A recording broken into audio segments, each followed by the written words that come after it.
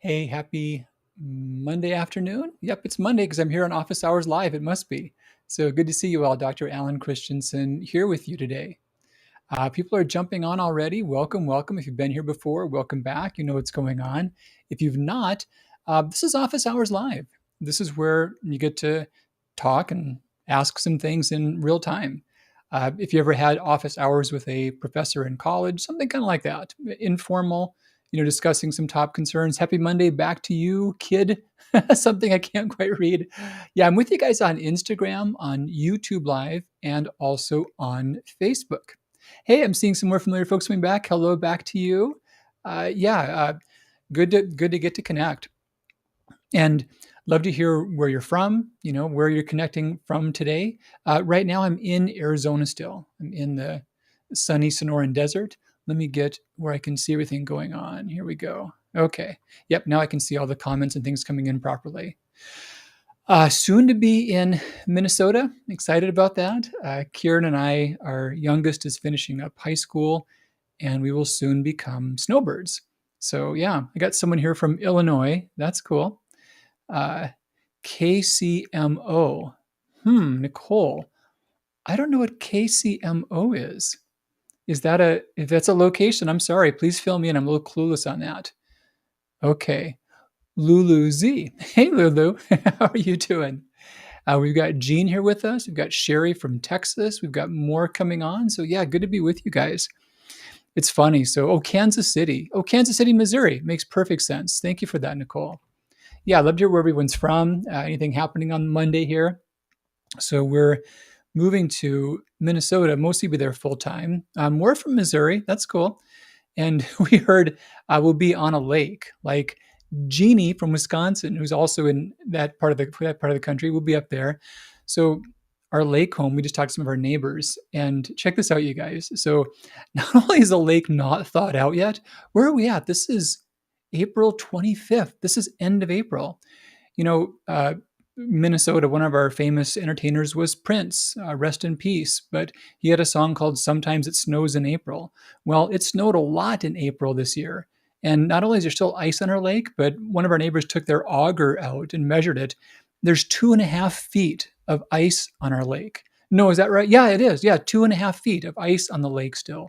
And it was snowing for Genie this morning, too.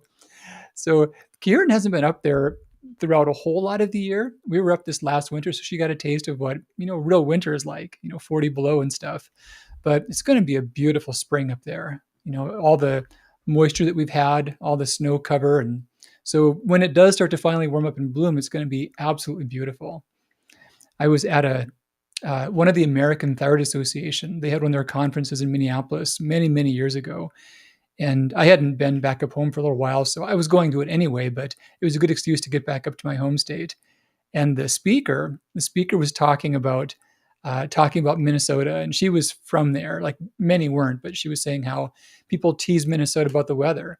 And she said, yeah, they don't understand how nice summer is. And she was saying how last year was especially nice because summer happened to be on a Saturday, so that was really convenient. And lots more coming on. Lake Superior up at the UP, and more from Michigan. Hey, Liz. Yeah, good to see you too. So, Office Hours Live, I always have a couple things queued up that I'll talk about as general topics of interest, and we'll grab a couple questions. So, yeah, come on, say hi. If you're still coming on, let me know where you're from. If you've got a detailed question about thyroid function, and I can go a little ways from that in terms of metabolism, health, diet, hormones, endocrinology, but that's kind of the core focus.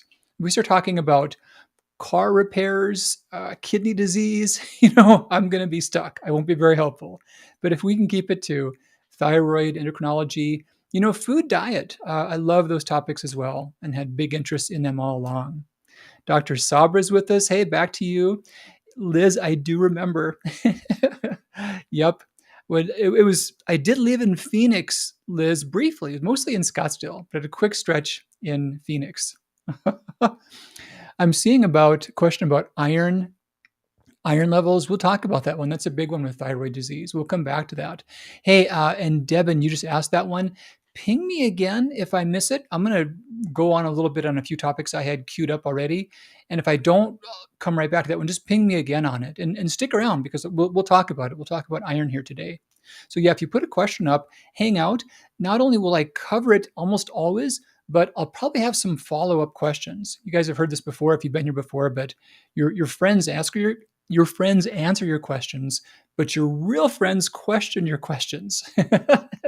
They ask more about it, and they might even challenge the presuppositions behind the questions and make you reframe the whole idea. And yeah, that's the most useful stuff. And I'll try to do some of that along the way.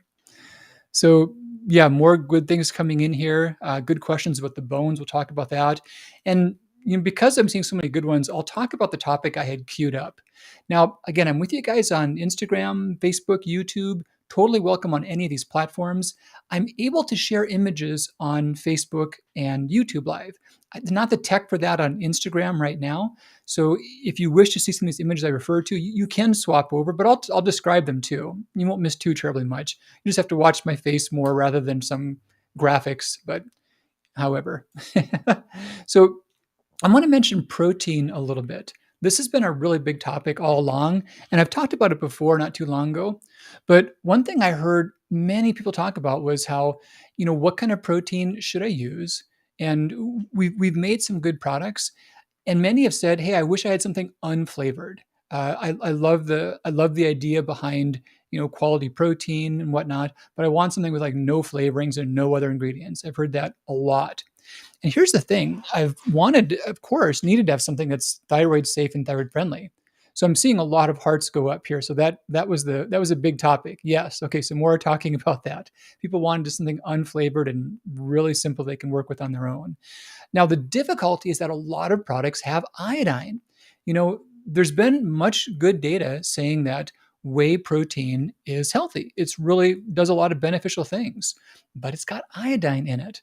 And that's true for casein as well as egg protein. Now, with protein, we think about the quality of it and how effective it is in the various things it can do.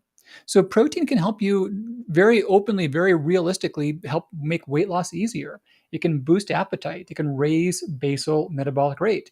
It can help your body retain muscle tissue more readily. I mean, who doesn't need that? That's pretty important. And this is not really about preventing protein deficiency. Protein deficiencies are a non issue for most anyone who's not starving. So it's not that at all. It's about getting enough to help your body have the best composition. And that's in terms of just directly how well you grow muscle. And it's also, again, your appetite. We're hungry until we meet our protein needs. And so if we eat a lot of foods that don't have much protein, we need a whole lot more food before we get there.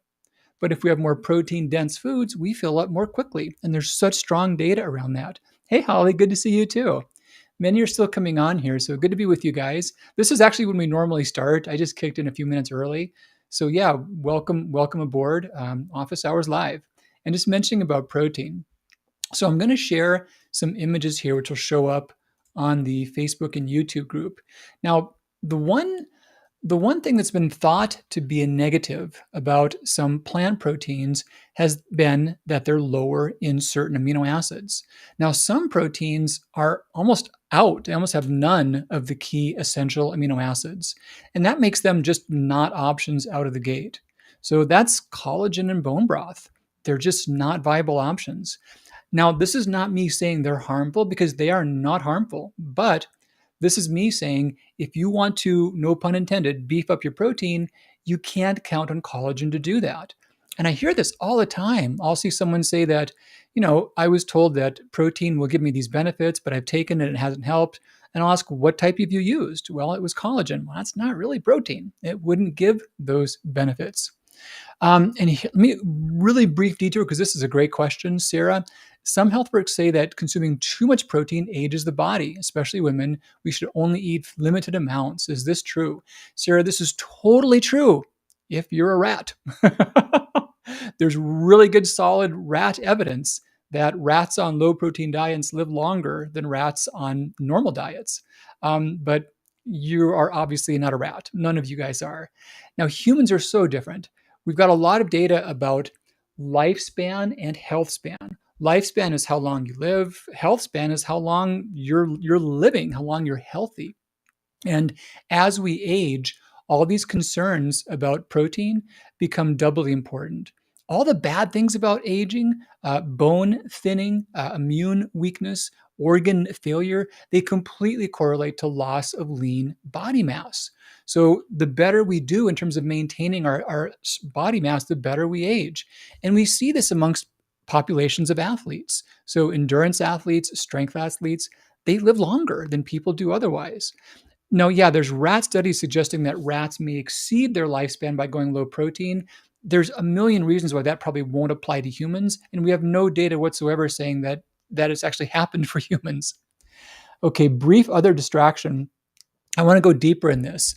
This was on Instagram, and this kind person helped me know what her name was, not just her Instagram handle. And I'm going to rewind so I can find that again. Lulu Z. Lulu Z, way cool. Asking about the protein and satiety. Hadn't really heard that before, protein and satiety. Yeah, there's so much data around this, and it's a really big deal, but it's hard evidence. So we're pretty much hungry. I'm going to just lose this screen for a moment. We're pretty much hungry until we hit our protein targets. And so if we're eating food that has little protein, we don't fill up. Uh, Personal story, I got way into all kinds of health diets, health books. And the first phase of that was as an adolescent. And I got in deep enough to where it really helped me. But then I had another phase as a young adult, like right around, I guess, finishing high school, early college. And I was starting to slip. I was starting to get unhealthy and gain weight. And, so I got back into a lot of new health books. And this time I took a deep, deep, deep dive. But sadly, I didn't have a sense to critically evaluate data. I had no skills to do that. And I just went deep into a lot of fads. And I got unhealthy and I wasn't quite sure what was happening.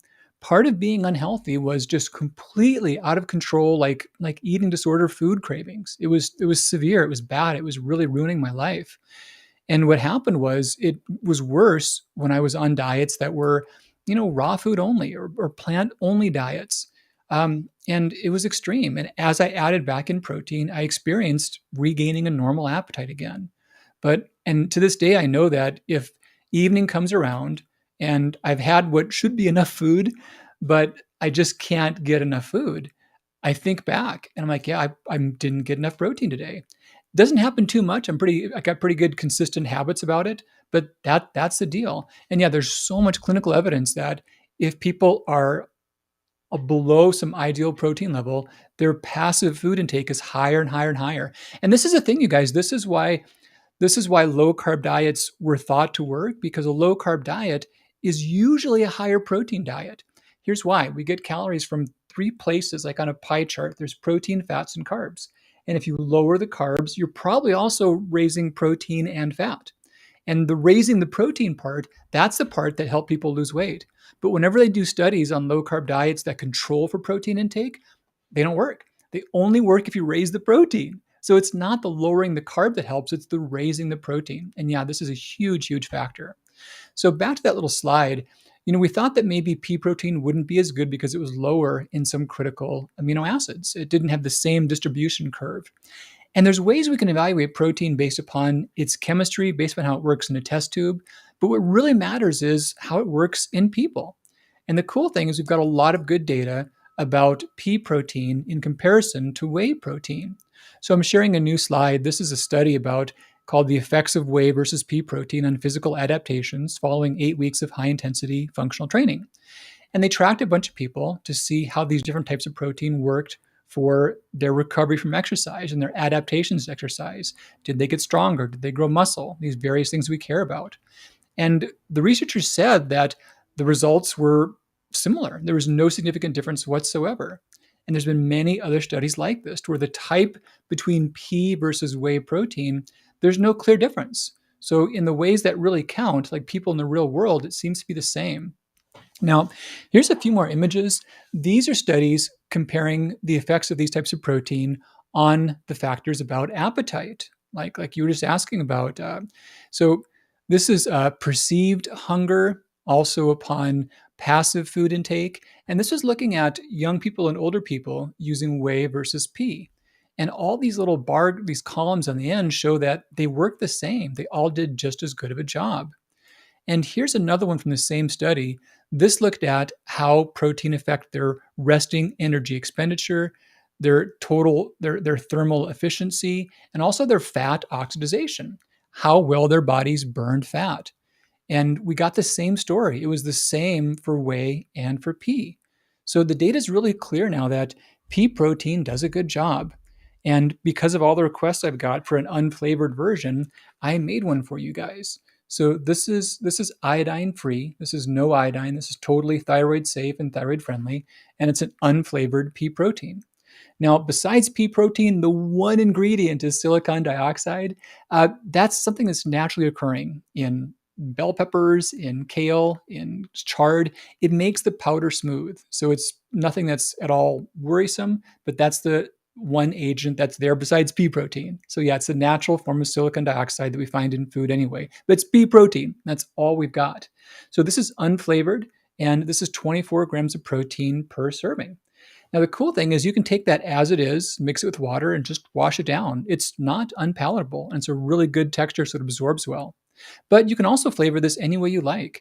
In the thyroid reset, the metabolism reset, the adrenal reset, there's hundreds of shake recipes, you guys. And there's tons of free shake recipes if you just Google Alan Christensen shake recipes online.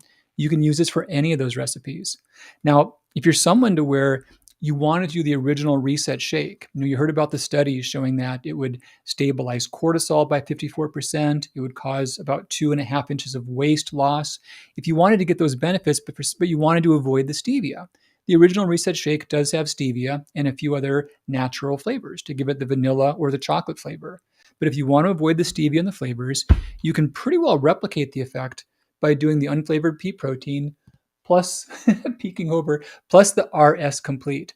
So this is the resistant starch as found in the daily reset shake. And yeah, you can grab one of each of those, pop those together, and you're good to go. And it's completely unflavored, and it'll be just exactly the way you want it. Nothing more, nothing less. So that's that. Yeah, unflavored protein now available for you guys on the Dr. Christensen shop. One other quick announcement just to mention. I've been doing thyroid second opinions. I've been doing just personal consults. You can talk to me one-on-one. I've been enjoying those. They booked out for the whole year. The whole year was booked up pretty quickly. But there was an event that I was speaking at that was going to be later this month that ended up being canceled. So I had a lot of people emailing in, and my team was saying, hey, so-and-so wanted to consult with you. They have no options this year. What can we do? So I'll open up dates when I can. And I just opened up 2 dates for this month. I opened up both May 17th and May 24th. That's at thyroidopinion.com. I'll drop that link in the chat if my computer quits making that silly spinning thing. I don't know why it's doing that, but yeah, thyroidopinion.com. It's there. And yeah, the 17th and the 24th, there's at least some afternoon appointments on those days still, and they are available. If anyone wanted that, I'd be happy to chat with you. So someone's saying right there, I would like a date for a thyroid consult. Yeah, so that's, oops, I don't know why it has that asterisk on it. There we go. So that's in the chat there. And the dates, that's going to be the 17th to 24th of this month, a couple of afternoon dates, and I just opened those up. So totally welcome and love to talk to you guys. Okay, that's what I had on my agenda, and the rest of my agenda here is going to be your top questions. And I think it's helpful when we get deeper into the topics because there's a lot of like first pass data you can just Google and get anywhere. So I like to follow themes. So if I see questions that relate to what we've already discussed or questions that tie into other ones, that's what I want to go deepest into. So now that you know my mindset, let me just dig around and look for a couple of those. Flavorless protein is nice when you want a savory shake. For instance, non-alcoholic Bloody Mary, celery, tomatoes, couple of organic strawberries. Flavors would open up. That's awesome. That's a really cool idea. I don't know how this came up, but I was just talking to my son. He's 18 and he's so mature. He's really not interested in a lot of the common negative pitfalls of his age. And I feel that he's telling me the truth about a lot of that. But anyway, we were talking and I was saying how one time not that long ago, my father-in-law insisted I taste a Bloody Mary. I was pretty surprised. I didn't think it was very good. So the one you're talking about there, the healthy one, sounds a lot better. I would drink that. That sounds really tasty. Yeah, other related ones. Let's see. Extended savory options for sure. Yeah, the savory ones are really good. Will you save this live? Yeah, so always becoming. When I'm all done, I will repost this, and the whole thing will be up there. So whatever you didn't catch from coming on, you can hear the very beginning of that as well. Any proven effects on liver, kidney health, or function from protein supplementing? Yeah, great question. And here's a good related one. So we know that in kidney failure, the kidneys can't process protein as effectively. And because of that, some people did speculate some time back that maybe protein was a cause of kidney failure. We now know definitively it's not true. Not only that, but with poor kidney function, protein intake becomes more important. Liver function, it's a critical thing. So, Chris, in terms of liver function, the metabolism reset diet is really about how to reverse fatty liver. This is something that I'm happy to talk about. I won't just go on a long monologue about, but most people that have weight struggles have fatty liver, even if they're not aware of it. And the liver requires essential amino acids to get junk out of it. Almost everything it eliminates gets out of it by phase 2 and phase 3 conjugation pathways. And conjugation is just packaging with essential amino acids. And if the body doesn't have those as readily, the liver can't clear things out as well. So there was really never data suggesting there was harm to liver from protein. And there's a lot of data suggesting there's a help from the liver for ideal amounts of protein. Now, the thing is always that that's protein in the context of one's caloric needs. If you're getting way more food than you need to get your protein, then that way more food is bad on you across the board. So you always want to get the protein within the context of not excessive total food. And that's what makes the liver happy. Um, Protein powder. Yeah, maybe it's not so bad if I have a protein powder based smoothie in the evening when I ate plenty yet not satisfied. That's one of the best things to do, really. Not only that, but they've shown that when your protein levels are in a good range, the extent to which there is weight gain, it's much more likely to be lean weight gain, like muscle mass. There was one study that really shocked me. It looked at people that were on, they were all given 1,000 extra calories per day, like 1,000 calories more than they needed on purpose each day. One group was on a lower protein diet. It was like 7 to 10%. That's where most fall if they're vegan, vegetarian, and not really trying hard. If they do put thought, they can get protein for sure, but some don't. So like a lower protein vegan diet was there. Then there was the standard American diet, which is really only about 12 to 15%. They always say that the American diet is high protein. It's not by any definition. I'm not sure where that comes from. And then there was those on about a 25 to 30% protein diet, which is quite reasonable. And again, everyone was overfed. They all ate 1,000 calories more than their bodies needed. So everyone gained weight. No surprise. The bizarre thing was that those in the low protein diet, as they gained weight, they lost muscle tissue. So they gained roughly 13 pounds and they gained about 15 pounds of fat because they lost 2 pounds of muscle tissue. So that was a horrible change in their overall health. The middle group, the standard American group, they gained roughly 10, 11 pounds. They gained like 8 pounds of fat. Now, the higher protein group, they gained like 8 pounds, but they gained only about 3 pounds of fat. Almost everything they put on was muscle tissue. So, looking at themselves in the mirror, they might not have looked worse.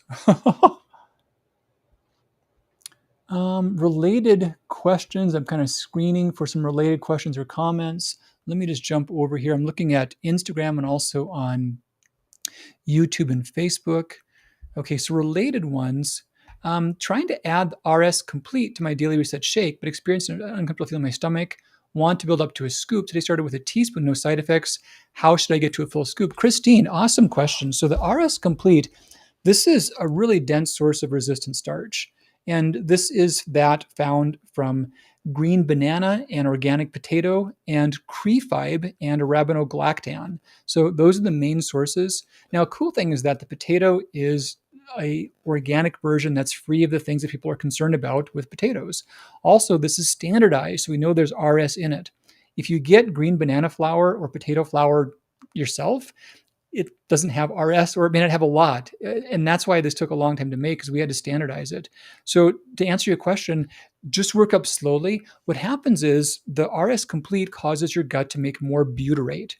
And butyrate is the stuff that reverses leaky gut. It helps weed out bad bacteria. It encourages the growth of good bacteria. It helps your body absorb nutrients. It cuts the risk of colorectal cancers. There's so many benefits about butyrate in the intestinal tract. However, if your intestinal flora is not yet robust and healthy, that can be a big change for it. So you just take it gradually, just like taking probiotics in the same sense. And if you're doing fine with a teaspoon, try a teaspoon and a half next week, and then maybe try 2 teaspoons the week after.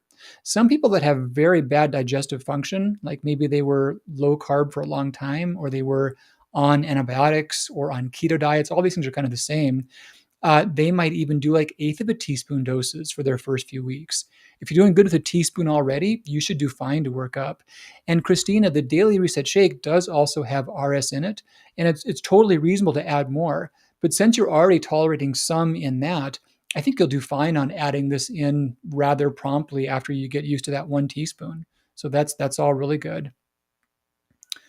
Um, Let's see. So here's a great one. I'm seeing a lot of really good questions, you guys. So I'm struggling. I'm right now trying to just uh, stay thematic because I could just chase these. And okay, so staying thematic here. So Lori, 1 gram of protein per pound or 1 gram per kilogram. So Lori, probably the better number would be a gram per pound of lean body mass. So pound of lean body mass.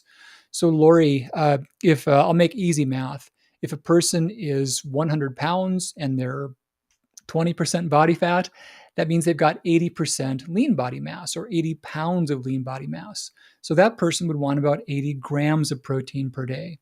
If somebody was 200 pounds and say they're 10% body fat, well, they're going to have about 180 pounds of lean body mass. That's a big person, big solid person. They would want about 180 grams of protein per day. So that's a better way to think of it. You'll see numbers in terms of kilogram, numbers per pound, but yeah, grams per pound of lean body mass is probably the most accurate one for a target. Um, Okay, so I saw one early along about iron, and I saw a follow-up related question about iron also. I'm going to scroll back and see if I can't find that iron question again and talk about that one just a little bit. I think that was over here on Instagram. Yes, it was. This is from Devin.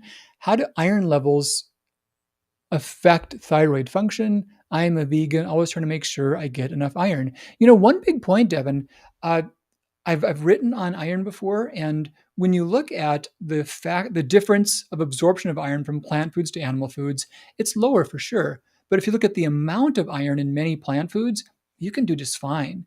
Now, if you are low in that, it may or may not be because you're vegan. It's tricky to get protein as a vegan, but you still can. That takes thought. But it's actually not that hard to get enough iron for maintenance. Now, if someone falls behind on their iron, most common thing by far is just a menstruating woman. She can lose 30 or 60 milligrams of iron per menstrual cycle. And considering that we absorb, after it's all said and done, maybe a tenth of a milligram of iron, maybe two, three, four tenths, you can see why a menstrual cycle can be just tough to catch up from. Yeah, so in those cases, it often does take some supplemental forms, and iron has huge impacts on thyroid function in so many ways. So being a little low in iron makes your body not use thyroid hormones as effectively. It also requires your thyroid to work harder. It also makes it harder to make a lot of the relevant proteins and enzymes needed to form thyroid hormones. Things like thyroid peroxidase are heme dependent, so it's very relevant. Devin, please Google Alan Christensen and iron. I've got a post I'm really proud of. It's super detailed. It'll tell you all about not only how do you know exactly where your iron levels fall, what your labs mean, what labs you would want, how your body cycles iron, where you get iron from. It talks you through all of that in really good detail. The other thing I talk about as a resource is we now have Easy Iron. This is one of the new TSF products. And this is unlike anything else on the market. Most people, 1 pill per day, can build them back up to stable iron levels and easy digestion, fewer digestive side effects. Lots of reasons behind that, but I'm just excited about how well that's helped people. So, 2 big resources there for you on iron. Let me grab a couple more here still, too. I'll be wrapping up at about the half-hour mark today. So related question, your iron chelate product says a serving is 27 milligrams. Is that the amount of elemental iron or the total iron complex? Yes, yes, yes. So Sean, so we've got 2 iron products. Now, here's something that makes me nuts, you guys. So we've got 2 lines. There's a brand new line. And the brand new line, we now have some links from the Dr. Christensen page going to that. But that's shop thyroid specific formulations. Sean, I'm going to shoot myself in the foot. I would recommend the Easy Iron over the iron chelate. The iron chelate was our best option before I had Easy Iron put together as it is. The iron chelate, it is 27 milligrams. That's the elemental iron. That's how much elemental iron you get per capsule. That one, it is, yes, 3 to 6 every other day. You'll go through that quick enough, Sean. When you do, get the Easy Iron instead. You'll probably get the same benefits on one daily. Now, the trick about every other day with iron supplements is that there's a carrier protein that pulls iron in that takes about 36 hours to reset. So that trick is for those who can't tolerate iron. It gives them bad stomach upset. They can do it every other day, and you would think they would get half as much, but it's not that much less. It's closer to daily than you would expect. But for those to where it really bothers their stomach, they tend to do a lot better without having stomach upset by doing it every other day. So that's the idea with that. But yeah, Sean, when you go through that, just grab the Easy Iron. You'll probably do fine on one daily of it. Okay. Couple more. Okay, so detailed one about how does it impact thyroid labs or effective lab interpretation. Yeah, so in terms of exact numbers or shifts, basically it's just a matter of making the thyroid work harder and also causing, so TPO can be higher, TSH can run a little higher as well. Another one asking for a date for thyroid consult. Yeah. So that was May 7th. No, May 17th and 24th. I just opened those dates up. The consults were about booked for the year. That's at thyroidopinion.com. But because I was able to do so, I opened up a few more dates for those. And, keep an eye out. Apart from those, the year is pretty well booked. But as things come up like that, I'll do a quick announcement. Say, here's a few more dates that come up. And a lot of those are going to be in the near term. So it won't have to be too far away.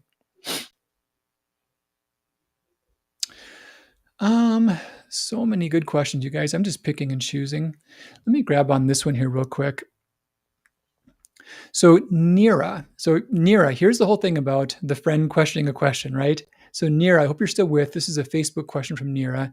Been on thyroid meds for 7 years after being diagnosed with hypothyroidism, on 75 micrograms of T4, 40 micrograms of T3. Just ran my tests and my TSH 2.2. I have gained about 10 pounds last 7 months. I need to alter my meds. So, Nira, interesting question. So, you're on 75 of T4 and 40 of T3. Let's talk about that. So, the 75 of T4, a lot of products come already made as a 75 microgram potency. That's pretty common. There's no 40 microgram T3 tablets. You could be taking a 10 plus, help me with the math there real quick, a 10 plus 6, 5 micrograms, or 4 10s, or a 25 and a 5 and a 10. I guess different ways you could do that, but they don't make a 40. So I'm wondering if you're on compounded thyroid. That's something that just popped into my mind. I'd love to hear if you're on a compounded version of thyroid. And I'm going to scroll through to see if, Mira, if you want to put more detail on there for you. Many more coming in here. Lynn, Maritza, Connie, welcome you guys. Good to see you all. So yes, Nira, tell me if you're on a compounded medication. Here's why I ask about that. There's a doctor who reached out to me. I talked to a lot of doctors and helped them with their thyroid cases. And she had a pregnant woman who was on a really high dose of thyroid on paper, but she was hypothyroid. And what she was taking was enough for someone who was about 400 pounds, no exaggeration. But her lab showed that she was getting, if anything, too little. And my immediate question was, is that compounded? And yeah, it was compounded. So what I suggested to this doctor, she was taking somewhere, I'll throw a number out. She was taking about like 400 micrograms of T4 equivalent. It was T4 and T3, but it was a lot altogether. And I said, let's take that dose down by about to a third of what she's taking now, but go on a non-compounded pre-made medication and let's see what happens. So she did. Doctor called me back. Her scores are fine. We lowered her dose by a factor of 3, and now she was getting enough. And my thought process was what she was taking wasn't what it was supposed to be, because it couldn't have been, because there's no way she could have taken that much and not had signs of taking too much. So, Nira, my first question is just, what are you taking? Because so you're taking 75 of T4, now 40 of T3. So T3 is about 4 times the potency of T4. So 4 times 40 is 160. Let's add that to 75 and we get 235. That's 235 micrograms altogether. That's a big dose. That's about what someone would need. If someone is about 250 pounds and they lack their thyroid, that's the ballpark of what they might need. But that's just a lot. So to see someone on that high of a dose and not have their lab say they're getting too much, one big wonder is if it's compounded. Okay, Nira. Yeah, so you're on a compounded medicine. So I get my psychic award for the day. Yeah, you're not taking what you think you're taking. That's the short answer to it. Now, so what works best? Well, T4 and T3 is totally fine. I don't recommend compounded. I recommend them in separate forms. So T4 in one medicine, T3 in the other. Now, in terms of ratios, you want those probably about like 10 to 1, not higher than 4 to 1. You're on about a 2 to 1 ratio. That's a lot of T3 compared to the T4. But again, it's not what it says it is, because that's a ridiculously high dose. And compounded medicines very commonly are not what they say they are. The drawback is that some batches might be what they say they are. Some batches might be more than they say they are. So I would really change it to pre-made product for you. Talk to your doctor, think through what's a reasonable dosage, and go with that and work from there. But there's no baseline to start from, because you're probably not even taking what you think you're taking. So yeah. Okay, a couple more related questions. Davey, HCl and Pepsin help break down the protein. Yeah, not necessary. HCl, there's one medical condition which is rather common called autoimmune gastritis. And that's one when people can't make HCl. And actually, 30 to 40% of people with thyroid disease have this. Now, you would think that taking HCl would make a lot of sense in that condition. But the drawback is that if you were to, you would raise the risk of esophageal and stomach cancer, because autoimmune gastritis, they're also unable to make bicarb and mucin, which protects them from HCl. So yeah, they can't tolerate HCl, the people that really would need it. So not a good thing. I saw another related question about protein and, oh yeah, will pea protein cause uric acid increase? Donna, that's a wonderful question. So a cool thing about plant-based protein is that it has less of a pH impact and less of an effect upon uric acid. That was one of the big reasons I relied heavily on that in the metabolism reset diet especially. People are having rapid weight loss, and that's a time in which they're really prone to get kidney stones, gallstones, or gout, because they're stirring up stored uric acid in the body. So vegetable proteins are better that way in many ways. Okay, last one for tonight. I'm going to take my son and we're going to do a little outing here for a bit, but I'm going to get one more quick question, and I'm picking and choosing, you guys. You give me a lot of really good questions. I did a couple from Facebook and YouTube. Let me see if I can grab one more on Instagram to kind of spread the love around evenly. I'm just looking for new ones. Okay, so here's one. Do you think most menopausal women can thrive on a vegan diet, or better to eat a little meat? Well, so this is a very complicated question. There's many considerations with it. There are ethical and there are environmental considerations. Now, I've got some good friends who have written books. Rob Wolf has one, and he makes some arguments how you can do fine on the environmental side and the ethical side by including animal foods in your diet. His name's Rob Wolf, which is kind of a funny thing, but no, there's some strong arguments you can make that way. And I don't hold myself out to be an expert in those areas, but I do hold myself out to be an expert in the health area. And as far as the health side of it, I have looked very exhaustively at all the literature and all the research on the health effects of adding or being vegan or not. And vegans can be healthy, no debate about that. And in many cases, a healthy vegan diet is healthier than an unhealthy omnivore diet. But is a healthy vegan diet healthier than a healthy omnivore diet? And the data is very clear, it is not. You can have it's not, vegans aren't healthy because they don't eat meat. Vegans are healthy because they do eat veggies, if they do. And you can eat veggies. So yeah, do eat vegetables. As far as menopause changing that, aging in general, we lose a lot of our muscle mass. And think about what think about what grandpa looks like in his boxer shorts and his tank top. And think about what a 20-year-old would look like in boxer shorts and a tank top. Grandpa's got like this barrel that's just no shape to it, and he's got skinny little arms and legs. And the 20-year-old has a torso and some muscle mass. So the 80-year-old, the grandpa, he's not healthy because he lost his muscle tissue, and he didn't have to. With adequate protein and with adequate exercise, there's no reason you have to lose muscle mass as you age. And that's the change in metabolism, and that's the change in health. It's that loss of lean body mass. Now, you can do that as a vegan. And if you've looked through the environmental and the ethical sides and you choose to be vegan, that's totally valid. I honor that and I respect that. And you can maintain your protein intake. You've got a shorter list of things to work from, but you can totally do it. It's especially good to think about having some pea protein on a regular basis. Then that's a really easy way to get your protein without going above your calories. But you can do that. You've got a shorter food list. So yeah, you can go both ways. Straightforward thing. I'm going to wrap this one up today. I did promise my son that we're going out and we're going to have a lot of fun. Okay, I'm just seeing this. I will be visiting the doctor soon. Yeah, Nira, pass along that feedback.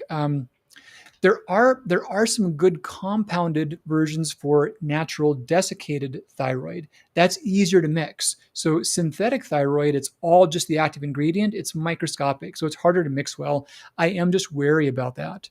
I'm seeing a lot of thank yous, getting an honorary degree from someone. That's funny. Thank you for that, Sean. Yeah, good to see you guys. Good to be with everyone tonight. I'll be back again next week. I got some topics queued up and always eager to see you all. And hang around. I'll be back looking at social media between now and then and looking at your questions. So look forward to connecting soon.